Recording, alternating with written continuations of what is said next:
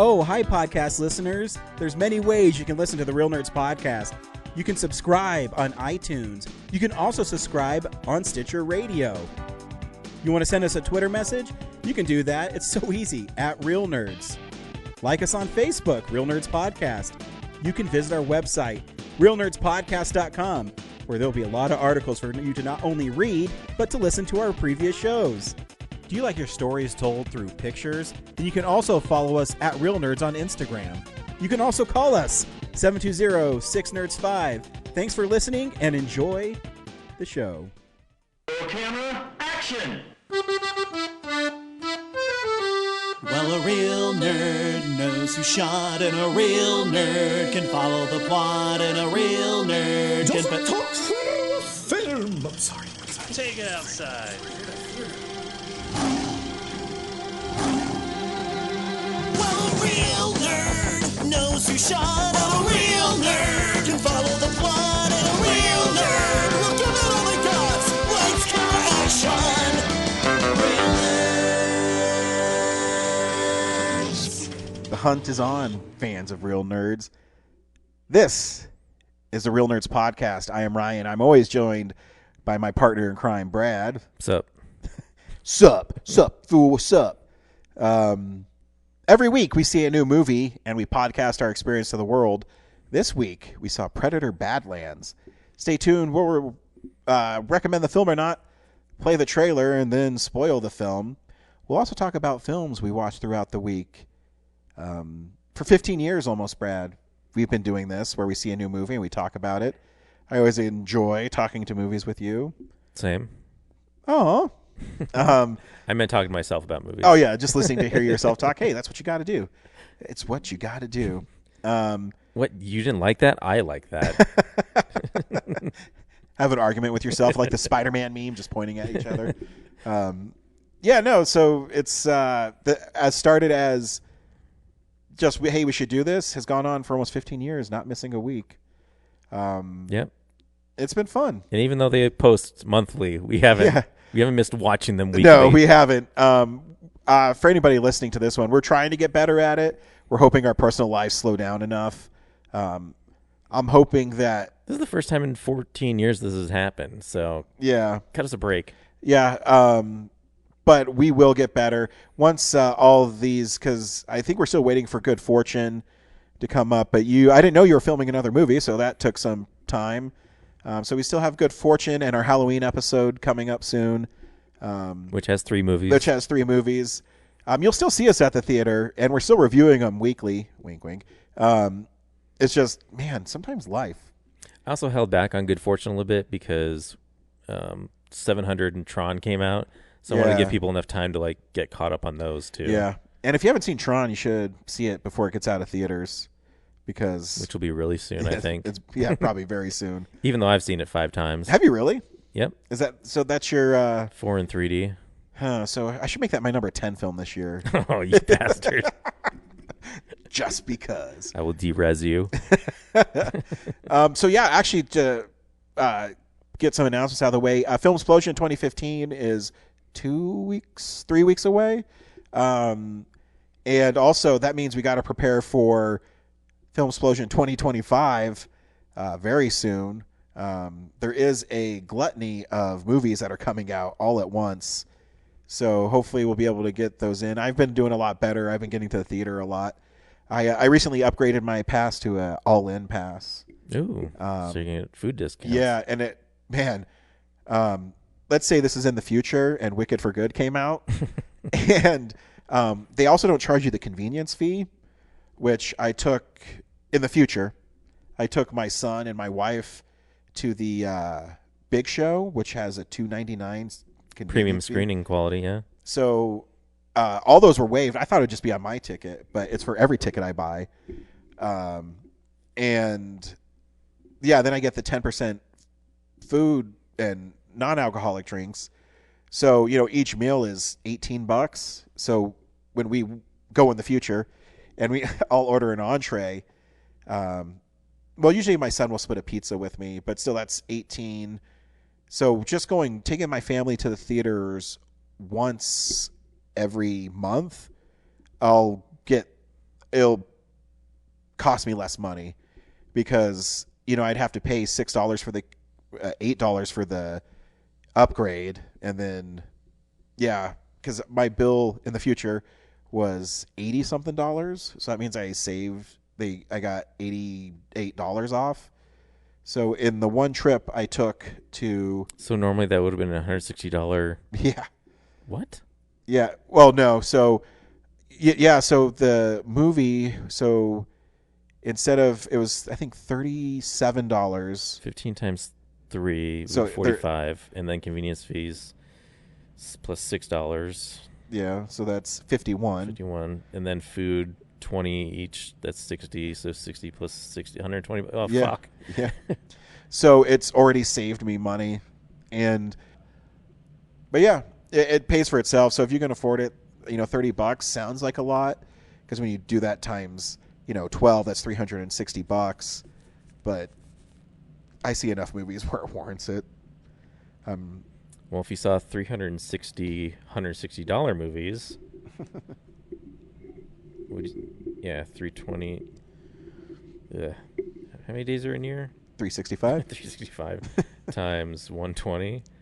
So normally you'd be spending $43,000 on movie trips if you saw a movie every day. Wow. And ate food with your wife and kid, and instead you're only going to spend, what was it, 60? Yeah. Times 365. You're only going to spend $21,000. So basically in half. Yeah. I mean, practically writes itself. I wish I could see movies every day. Yeah, that's insane. Well, it's the food part that's killing you. Oh yeah. Anyways, but we're here to talk about Predator. Yeah, that's right. Brad, do you recommend Predator Badlands? Yeah, it's pretty badass. Ids. Asslands. It's pretty bad. Ands. Yeah. No, it's we've said it for years, like, just make a movie with the Predator as the lead character. Yeah. They throw a synthetic in there, and she's fun because otherwise this guy would say nothing the whole time. Because he's just a cool badass Predator. And then you get to watch him like kill things and be gory and violent, but it's all alien blood, so It's PG-13. It's PG-13. It's just the kind of Predator movie we've been wanting for a while. I just wish maybe the story was a little bit more like consequential and bigger. But they tease a little thing at the end that maybe it is. Yeah, I love this movie. I'm pretty sure 2 Predator movies are going to be on my top 10 movies of the year. Because you're right, it's cool because it gave a dynamic to Predator culture. And it looks amazing. The action's cool. I took Kellen, we saw this in 4DX, which is really fun. And he was really excited because the 4DX now is putting the water effects back in, and for a while there, because of COVID, they didn't put water in their effects, the last 2 movies I saw there. But when we were there this time, I mean, they had the smoke, they had the scents, they had the water. Well, you're lucky, because when I went to see Back to the Future, they couldn't even get the sound to come out of all the speakers. Really? Yeah, they had it sucks. right mono. That sucks because, Yeah. well, it was cool. Well, anyways, yeah, you should see this movie. It's totally badass. Here's the trailer for Predator Badlands.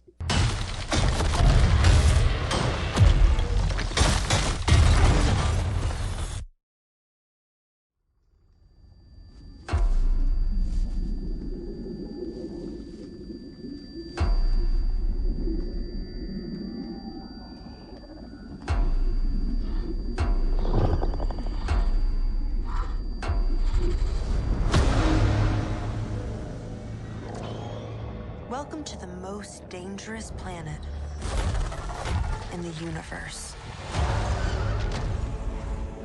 where everything is trying to kill you.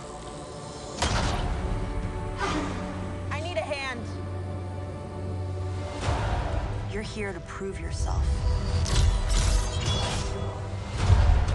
Hunting something that can't be killed.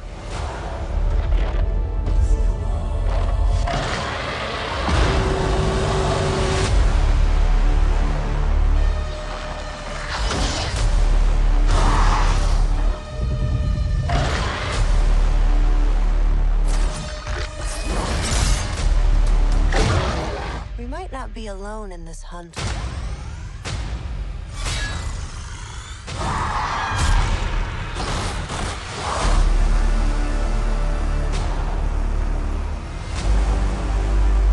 Yaslan zor gidecek.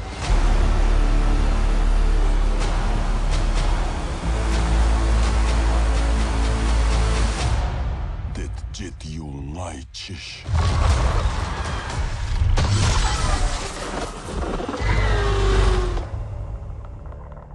You must have the worst luck with 40X because so Kel and I went and saw it on Thursday.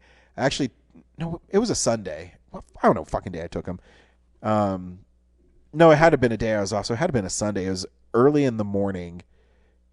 You sound like an old man, like focusing on the time. I know. Anyways, who cares?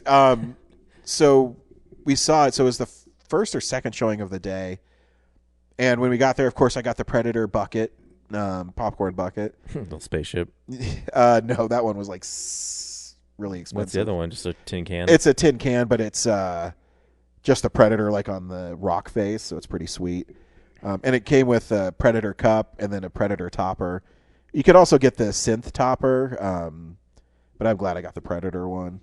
Did I tell you I caved and got the Tron Light Cycle bucket? Did you? Yeah.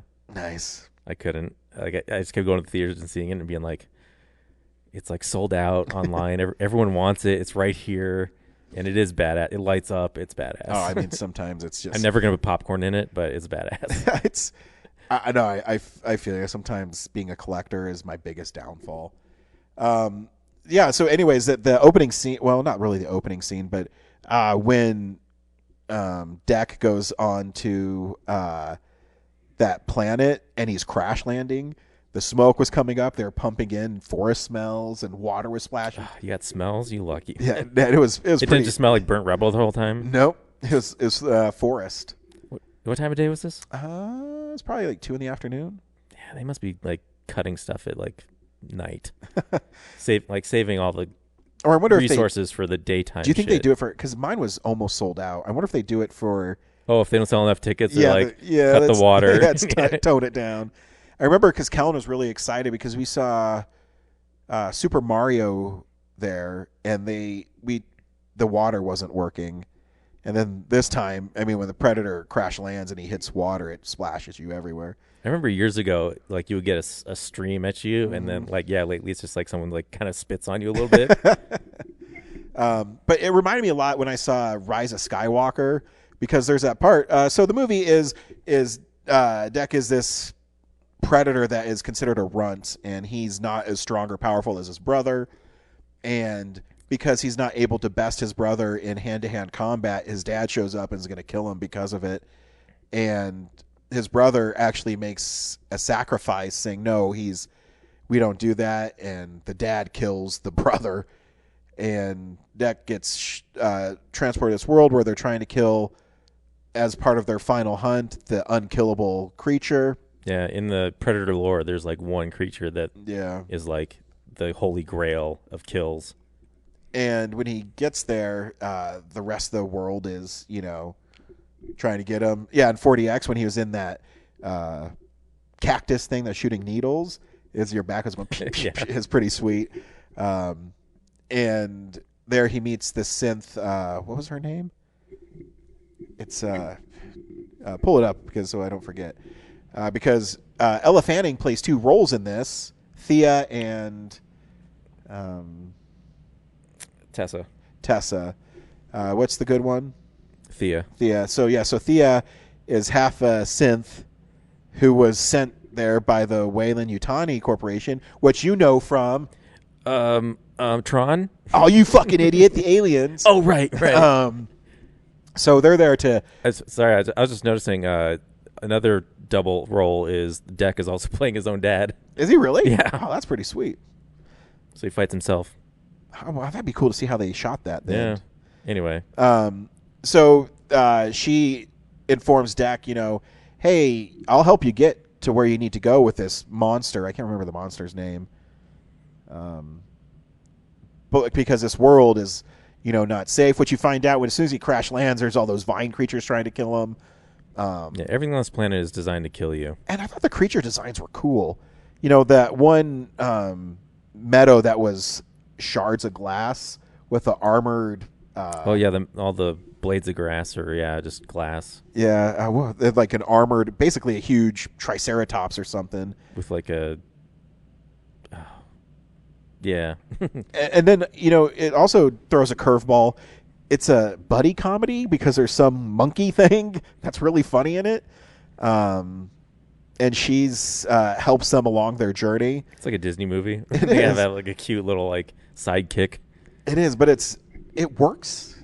And But spoiler, it grows into something bigger later. it sure does. It's the baby of the monster. The Holy Grail monster. Yeah, and you learn that monster, the reason they can't kill it is it regenerates. And it seems that nothing can kill it, can something kill it? And it's really cool. If it bleeds, you can kill it. That's true. Thanks, Arnold. Keep on waiting for Dutch to return. That'd be so badass. He's in that.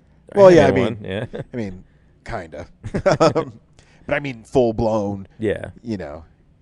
That'd be so sweet if the next one Like a takes 70-year-old Dutch has Yeah. to come back and fight. Yeah. Yeah, and he has to team up with the young hotshot. I don't know.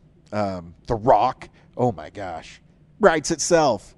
But it's just a really cool movie. And What if the predator that Arnold killed is like the Runt's mom's side piece? Like, oh shit! like predators aren't monogamous.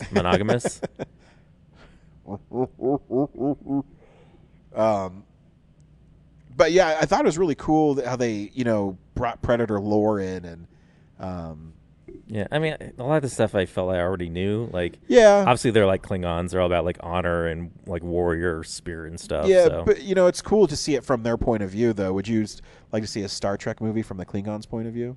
Oh, yeah, they should do a show that's just like a Klingon battle cruiser. Yeah, see, that'd be sweet. And it's interesting that Trachtenberg kind of has gone down this rabbit hole where he's, hey, at the end of Predator 2, Danny Glover's thrown this gun from 1715. What if we had a Predator? Why don't we do a movie of how he got that gun, which is really cool. And because, we've talked about it for years, the possibilities in this universe are so large because they've obviously been around for centuries. They've obviously been coming to Earth to hunt forever. But what happens if we, go to another planet? I think Predators is extremely underrated with Adrian Brody. It's a really cool movie. But this one, it's a big risk following, the Predator because obviously he doesn't speak English yeah. or French or whatever. So you have to. I hope there's a special feature on how they created the language. I think that'd be pretty interesting. And yeah, there's double crosses. Even Thea, who you think's, a good synthetic, she double crosses him because all she wants to do is get her legs back, and she purposely leads him back to where she knows that he's going to be hunted. And then they have that badass battle scene though with just her legs at the synthetic compound or whatever. Yeah, it's pretty fucking sweet. It's just a cool movie.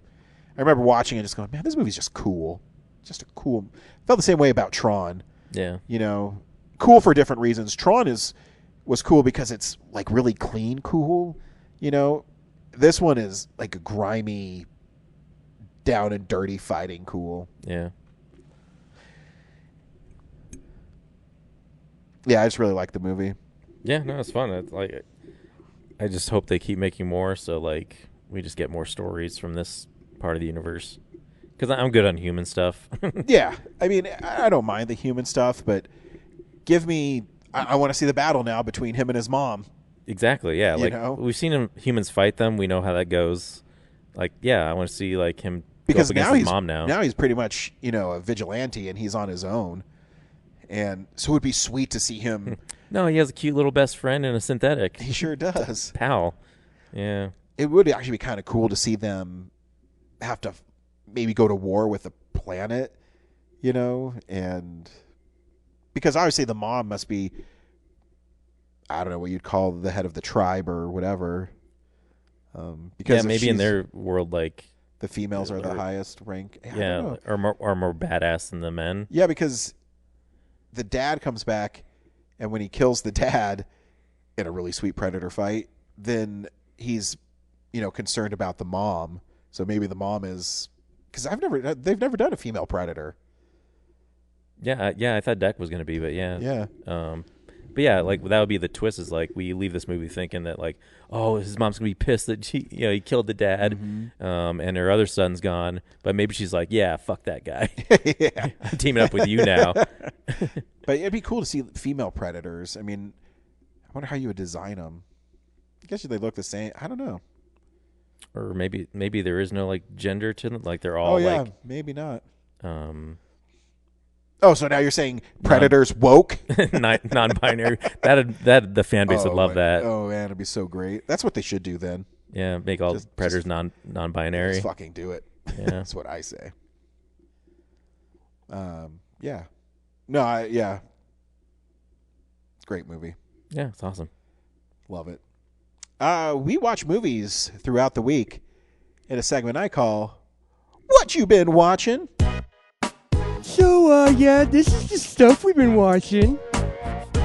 So much stuff because we didn't do any of this last week. I guess I'll start with I finally saw Rosemary's Baby, which is only really interesting until the end. Hey, way to support Roman Polanski, you fucking piece of shit.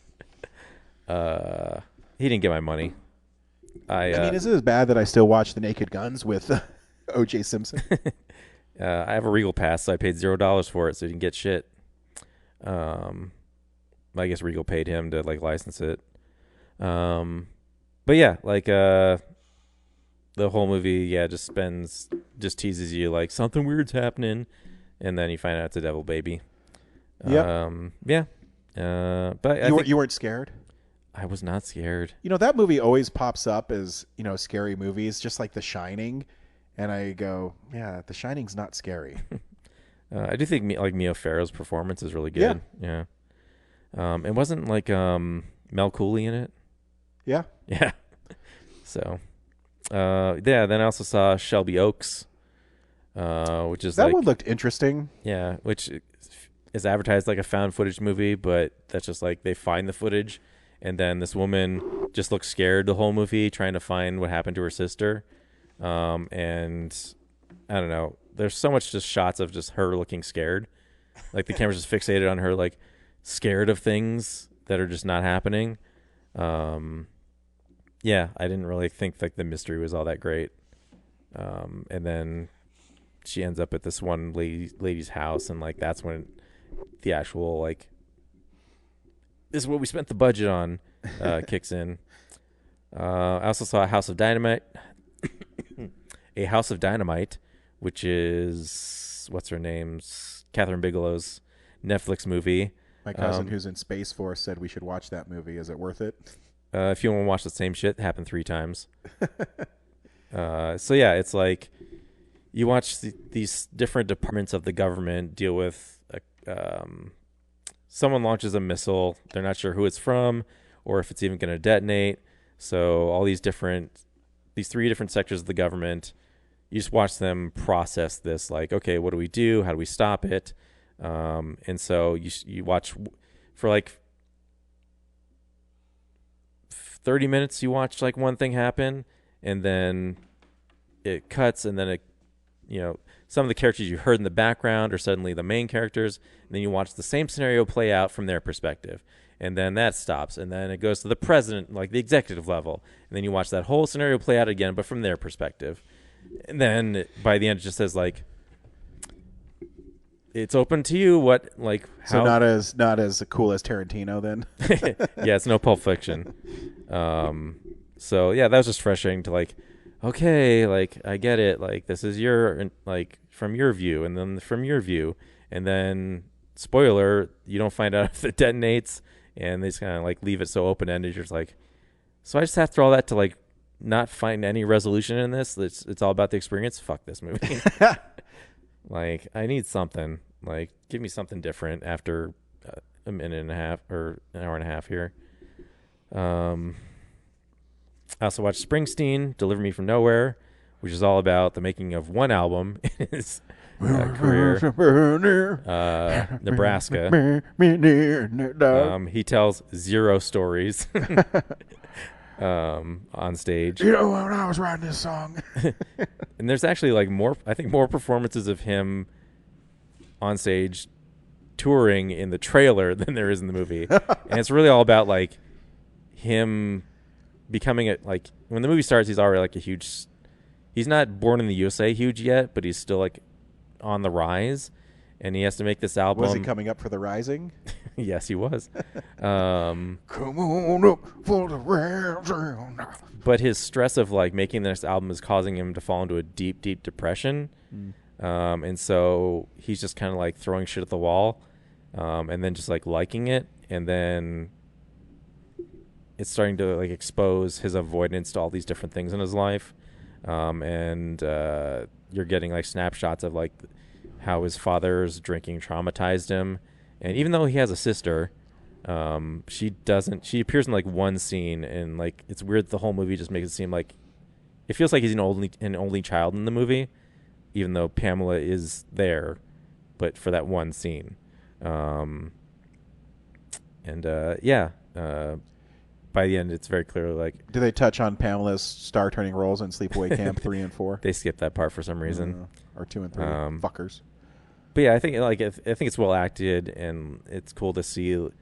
I think it does the best of any biopic of showing how they're creating an album. You know, songs don't just happen. It definitely feels like, okay, like I feel the creative thread going through this. Sure. But yeah, it's not like here's the career-spanning biopic on Springsteen like everyone else gets. So that's cool and different. Yeah, and the last thing I saw was Nuremberg. Oh, that one looked fascinating. Yeah, because it's pretty atrocious. I mean, when you watch documentaries about it and people learned about the Nazi, how pieces of shit they were, it's pretty atrocious. Yeah, and that's what kind of had to like establish like international criminal law through it. Because there was like no precedent for it before, like to try these people for it. So so the trailer makes you think it's about the trial, and then you go and watch it, and the trial is like this much in the movie. It's very short. The rest of it is Rami Malek plays this psychologist, tasked with. I want to make sure I get the right German guy. Russell Crowe's character, Hans Dusseldorf. Hermann Göring. He's like the third in line. Yeah, he's a super charismatic dude. But anyway, like Rami Malek is like his psychologist, and America wants him to like spy for them through him. So he's like, well, you know, as a doctor, I can't really do that. And they're like, look, do one for America. Like we're trying to like solve an atrocity here. But as he's like learning from Goering, he's kind of like falling into the charismatic spell of him. And not so subtly, he's like, oh, you know, in the future he has a book deal coming, right? So he wants to like hold some stuff back and all that. So yeah, on the one hand, he's got to be careful that he's not being played by Goering, but also like analyze him so he can tell America like, here's what he's going to defend himself with against your trial. So a lot of the movie is like them in prison going back and forth, like it's like Hannibal Lecter or something, you know? So it's not the trial. So like I'm sitting there waiting to get to the trial of the movie, and for, you know, it doesn't happen until the third act, and it's very short, and Michael Shannon is like the lead prosecutor for America. And it really makes him feel like a huge fuck up, because like it's really the British lawyer that comes in and gets Goering, right? So I'm like, I don't know. It seems like I wanted more from the trial. Yeah. And it seems really watered down to like, yeah, the Americans fucked it up and the British saved our asses in the trial. So, because Michael Shannon's character is like, oh yeah, we got him. Like I got this. Yeah, I'm a little stressed, but like, you know, I've got it. And then the British guy just comes in and basically makes Goering say like, you know, if the war happened again, you'd follow Hitler again anyway and commit the atrocities, even though you didn't support the atrocities. And he's like, yeah, I'd do anything for Nazi Germany. And yeah, that's what got him. Do you still have Netflix? No. There's a great documentary on there about the trials. And it's they went through and they cleaned up digitally so you can hear the questions and it's really, really great. Yeah. It's so yeah, definitely Evil on Trial or something. Definitely watching a documentary is better, but I was just surprised because the trailer just makes it seem like oh, and they call it that's Nuremberg. the most compelling part, anyways, right? Yeah. So like this should have been like me and Goering, like that should have been the title of the movie. You know, like My Summer with Goering. You know, it's a totally different thing. Yeah. So, and then also like they show like they make his wife and Goering's wife and child very, very sympathetic. Like they were removed from all this. You know, they're victims in this whole thing when they're kind of not. And yeah, the psychologist totally gets played. You know. So yeah, what'd you watch? I only watched one thing this week. I watched Shiva Baby. Oh, nice. I love this movie. Really? I'm a really big fan of Rachel Sennett, and I think, and the director. Sorry, I worked out this morning, and my muscles are cramping right now. Because they did Bottoms, which was one of my most favorite movies recently, and this story, it's really cool because it's really just the actors and. I'm not Jewish, so I don't understand all their customs. So, trying to understand what they're doing there, and then you kind of figure it out as it goes. Anyways, Rachel Sennett plays, what's her name? Danielle, and she's a babysitter, quote unquote. They never really specify what kind of babysitting she's doing. You get hints every once in a while, and then they kind of unspool it. And so it's interesting because the movie starts where you think she's with her boyfriend and she has to go to the Shiva. And when she's there, she finds out that her boyfriend is married and has a kid, and it's really uncomfortable. And her ex-girlfriend is also there. So it's this big, when I reviewed it on there, on Letterboxd, I said it's claustrophobic. You feel like trapped because you're surrounded by people all the time, and it's really well shot. I'm guessing they had $1 million maybe to make this movie, but I love the way it's shot because you're following Danielle, and you feel like you can't get out of where she's at, even though she keeps on trying to leave. And the longer she stays there, whether her parents want her to be more successful or, find a man, and she doesn't want to do any of that. And then you really learn that she's not a babysitter, she's an escort. And, she really likes the guy that's married, but she's, constantly at odds with his wife that's there, and she doesn't like her baby. And the funny parts come from it being uncomfortable. And I don't know. I just really liked how I felt watching it, that it elicited that kind of emotion from me from such a small contained story. It was just, I just really liked it. I mean, I think we've all been at a party you want to get away from. A party or with family where you feel overwhelmed and there's no recourse. There's nothing you can do to get out of it. And every time you try to get out of it, someone else wants to talk to you and you kind of get stuck. Even with Danielle, she finally gets out of the house. And when she gets out of the house, her ex-girlfriend is waiting for her, or not really waiting for her, but she's outside, and they start talking, and then they have kind of a rekindling of why they like each other, and they kiss each other, and then they hate each other again. It's really, you go through a wave of emotions watching the movie. And I just really, really enjoyed it.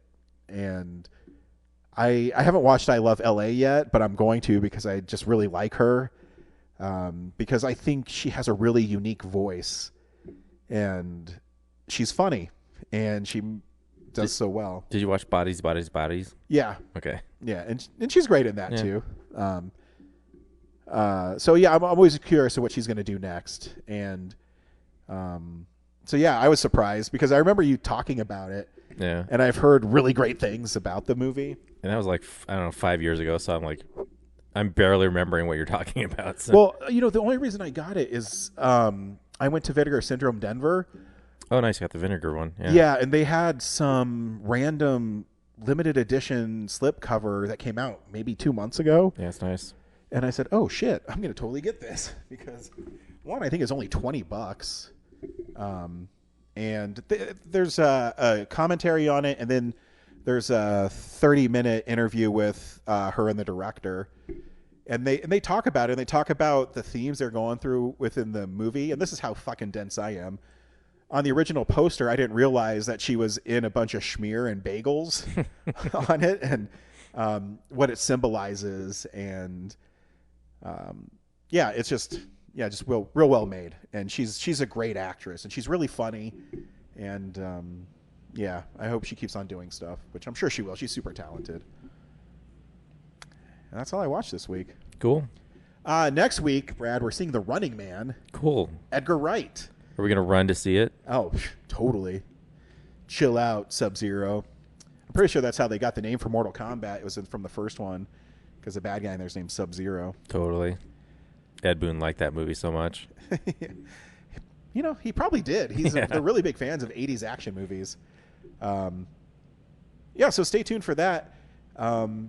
Because speaking of that, next week, I'll probably talk about the Making of Mortal Kombat documentary that I've been watching. What? I know.